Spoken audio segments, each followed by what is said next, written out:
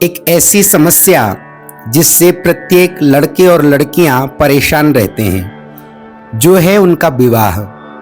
इसके अतिरिक्त भी प्रत्येक गृहस्थ को अपनी कन्या के लिए वर निश्चित करते समय वर के कुल, शरीर, विद्या, अवस्था, धन, गुण एवं स्वास्थ्य दशा पर अवश्य ही विचार करना चाहिए। आजकल के समय में बच्चे स्वयं ही अपने अनुकूल जीवन साथी चुनना पसंद करते हैं, तो उन्हें भी इन चीजों का विचार अवश्य करना चाहिए, जिससे उनका जीवन खुशहाल बीते।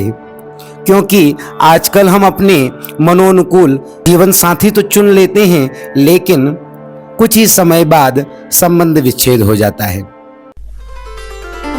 इसके अतिरिक्त कहा जाता है कि घर के बहुत समीप या घर के बहुत दूर भी विवाह नहीं करना चाहिए।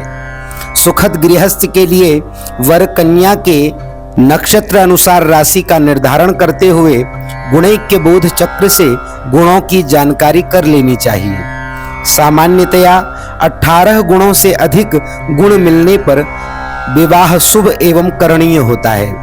इसके साथ ही अष्टकूट मिलान तथा ग्रहों की अनुकूलता प्रतिकूलता पर भी विचार करना चाहिए। ग्रहों की अनुकूलता के क्रम में मंगल ग्रह की स्थिति में अवश्य विचार करना चाहिए। आप सभी से विनम्र निवेदन है, वीडियो को पूरा देखें। आद्योपांत इसमें समस्त जानकारी आपके लिए लाभदायक होगी, क्योंकि बहुत ही विस्तृत विषय को यथाशक्ति संक्षिप्त करके आपके समक्ष प्रस्तुत करने का प्रयास किया गया है।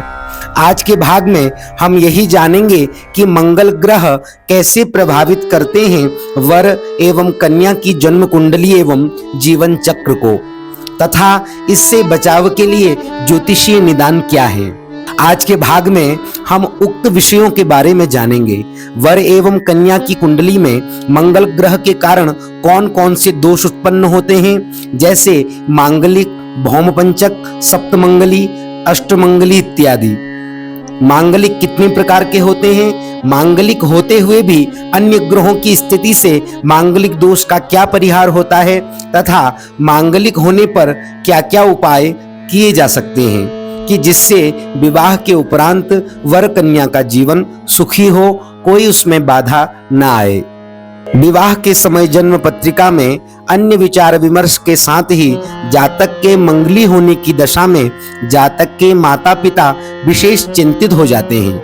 अतः मंगल दोष के विविध पहलुओं पर विचार करना अत्यंत आवश्यक है। मंगल दोष को कुज दोष भी कहा जाता है।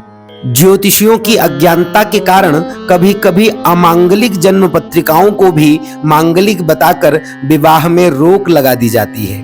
अतः इस प्रकरण पर गहन विवेचन की आवश्यकता है। ज्योतिष ग्रंथों में मांगलिक जन्म पत्रिका के मंगल दोष का विवेचन इस प्रकार मिलता है। लग्ने व्यये च पाताले जामित्रे चाष्टमे कुजे कन्या भर्तुर विनाशाय भर्ता पत्नी विनाशकृत। अर्थात इस श्लोक से स्पष्ट हो जाता है कि जन्म पत्रिका के लग्न अर्थात प्रथम भाव, चतुर्थ भाव, सप्तम भाव, अष्टम भाव एवं द्वादश भाव में से किसी भी भाव में मंगल का होना जन्म पत्रिका को मांगलिक बना देता है। इस दोष से प्रभावित पुरुष जातक को मौली या मंगला तथा स्त्री जातक को मंगली या चुनरी स्थान भेद से उच्चारित किया जाता है। प्रथम भाव अर्थात लग्न स्थान में मंगल जब जातक की जन्म पत्रिका के प्रथम भाव अर्थात लग्न स्थान में वृष या तुला राशि का होता है, तो जातक के स्वास्थ्य पर बुरा प्रभाव डालता है। ऐसा जातक क्रोधी, झगड़ालू, जिद्दी स्वभाव का हो जाता है। चतुर्थ भाव में मंगल यदि स्वग्रही या उच्च का हो तो कृषि पशुपालन में रुचि रहती है तथा माता पिता का सुख पाता है। परंतु यदि मंगल मिथुन, कन्या, मकर या कुंभ राशि का हो तो माता पिता के सुख से वंचित हो जाता है तथा परिजनों से उसका विरोध रहता है, अग्नि का भय बना रहता है। सप्तम भाव में मंगल होने पर जातक की बुद्धि कमजोर होती है, स्वास्थ्य दुर्बल रहता है। मिथुन या कन्या का मंगल होने पर दो विवाह होने की आशंका रहती है। पर दोनों के अनिष्ट की आशंका भी इसमें बनी रहती है। स्वगृही अर्थात मेष या वृश्चिक का मंगल उच्च अर्थात मकर राशि का मंगल होने पर स्त्री सुख प्राप्त होता है तथा व्यापार में सफलता प्राप्त होती है। मकर या कुंभ का मंगल जातक को दुराचारी बनाता है। सप्तम भाव में स्थित मंगल जातक की कुंडली को सप्तमंगली बनाता है, इसे ही सप्तमंगली कहा जाता है। यह मंगल की अन्य स्थितियों से ज्यादा प्रभावशाली होता है। अष्टम भाव में मेष या वृश्चिक राशि का मंगल उत्तम स्वास्थ्य तथा दीर्घायुष्य प्रदान करता है, किंतु नीच राशि अर्थात कर्क राशि का मंगल स्वास्थ्य की हानि कराता है। वृष और तुला राशि का मंगल स्त्री की ओर से दुख तथा व्यापार में धन की हानि कराता है। सिंह राशि का मंगल धन एवं स्वास्थ्य की हानि के साथ साथ अल्पायु बनाता है, पत्नी कर्कशा मिलती है। द्वादश भाव में मंगल होने से दाम्पत्य जीवन में असंतुष्टि, धन एवं विद्या की कमी तथा द्वादश स्थान में स्वगृही अर्थात उच्च का मंगल होने पर जातक को लोभी बनाता है। नीच अर्थात कर्क राशि का मंगल होने पर दुराचार में धननाश कराता है। सिंह राशि का मंगल राजदंड का भागी बनाता है। मिथुन और कन्या राशि का मंगल जातक को अहंकारी बनाता है। धनु या मीन राशि का मंगल सबसे विरोध तथा धन का अपव्यय करवाता है। अब जानेंगे भौम पंचक दोष के बारे में। सभी ग्रह अपने से सातवें भाव को पूर्ण रूप से देखते हैं, अर्थात सभी ग्रह सातवीं दृष्टि वाले होते हैं, परंतु मंगल, गुरु, शनि सातवीं दृष्टि की अतिरिक्त अन्य विशिष्ट दृष्टियों को भी प्राप्त हैं। जैसे मंगल की चौथी और आठवीं दृष्टि, गुरु की पांचवी और नौवीं दृष्टि, शनि की तीसरी और 10वीं दृष्टि, ये जिस भाव को देखते हैं उसे भी अपने प्रभाव से प्रभावित करते हैं। प्रथम अर्थात लग्न, चतुर्थ, सप्तम, अष्टम, द्वादश भाव में मंगल दोष के अतिरिक्त सूर्य, मंगल, शनि, राहु, केतु ये 5 अशुभ ग्रह भी अपनी दृष्टि या युति अर्थात युक्त होने से जन्म पत्रिका के भावों को देखते हैं तथा उक्त भावों के फल को नष्ट या कम करने में सक्षम होते हैं। ये ग्रह भी जन्म पत्रिका के प्रथम, चतुर्थ, सप्तम, अष्टम और द्वादश भाव में होते हैं अथवा इन ग्रहों पर इनकी दृष्टि पड़ती है तो ये भी जातक के स्वास्थ्य, भोग विलास तथा दाम्पत्य जीवन को प्रभावित करते हैं। मंगल दोष से प्रभावी मांगलिक जो जन्म पत्रिकाएं हैं वो किस प्रकार होती हैं यह जानते हैं। मंगल प्रभावी मांगलिक जन्म पत्रिकाएं 3 प्रकार की होती हैं। मांगलिक जन्म पत्रिका जब मंगल जन्म पत्रिका के 1, 4, 7, 8, 12वें भावों में से किसी भी भाव में होता है तो जन्म पत्रिका मांगलिक कहलाती है। इसके अतिरिक्त दूसरी मांगलिक जन्म पत्रिका है द्विबल मांगलिक जन्म पत्रिका। जब मंगल 1, 4, 7, 8, 12वें भाव में होने के साथ साथ नीच अर्थात कर्क राशि का हो तो मंगल का दुष्प्रभाव दुगुना हो जाता है। अथवा 1, 4, 7, 8, 12 भावों में मंगल के साथ सूर्य, शनि, राहु, केतु में से कोई भी एक ग्रह बैठा हो तो जन्म पत्रिका द्विबल मांगलिक होती है। तीसरी मांगलिक जन्म पत्रिका कहलाती है त्रिबल मांगलिक जन्म पत्रिका।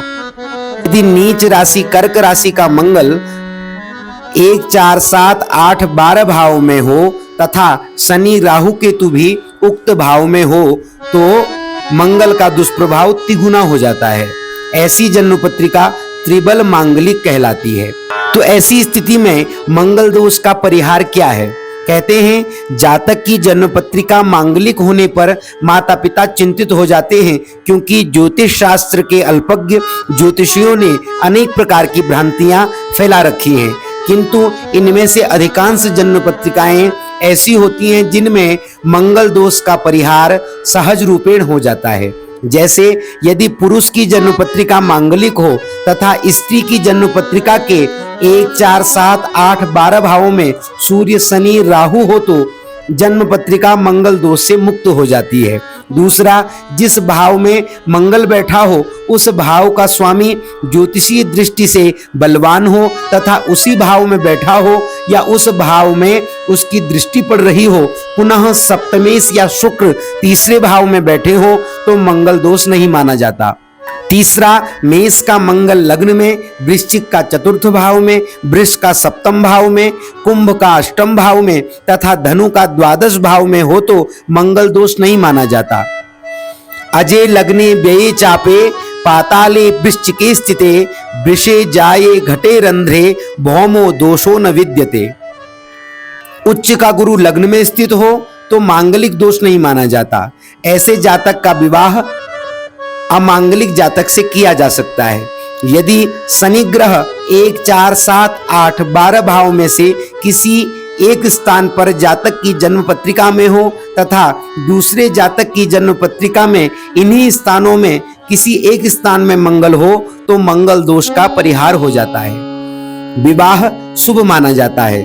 यदि केंद्र में अर्थात 1, 4, 7, 10 तथा त्रिकोण अर्थात पंचम या नवम भाव में शुभ ग्रह हो तथा तीसरे, छठे, 11वें भावों में अशुभ ग्रह हो एवं 7वें भाव में सप्तमेश हो तो मंगल दोष नहीं रहता।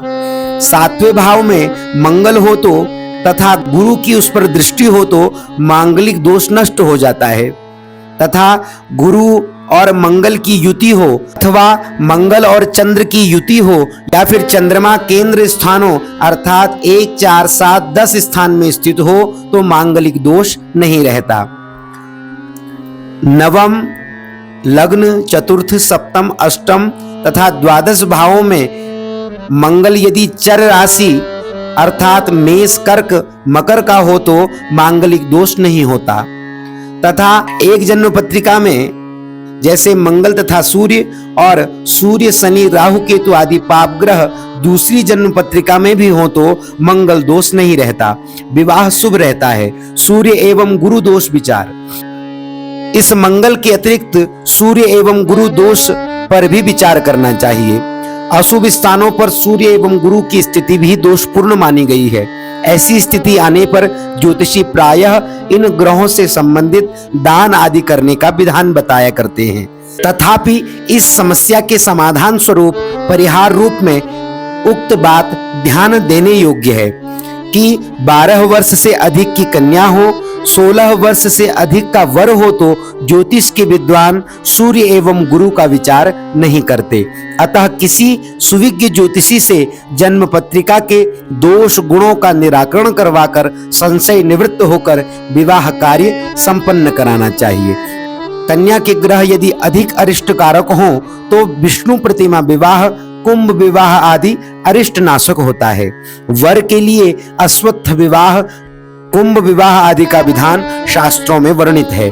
इसके अतिरिक्त विवाह के उपरांत 1.25 लाख महामृत्युंजय मंत्र की जपार्चना भी सभी ग्रहों की अनुकूलता के लिए लाभप्रद हो सकती है।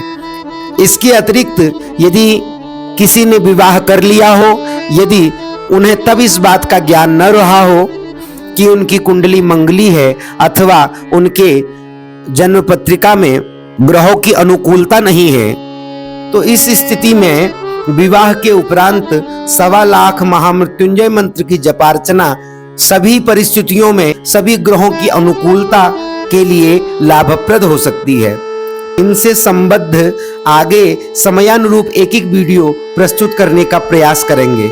जानकारी अच्छी लगी हो तो शेयर जरूर करें, चैनल पर नए हो तो सब्सक्राइब करें। मिलते हैं एक नई जानकारी के साथ, तब तक जुड़े रहिए हमारे चैनल विवेक चिंतन से। नमस्कार, धन्यवाद, हरे कृष्ण।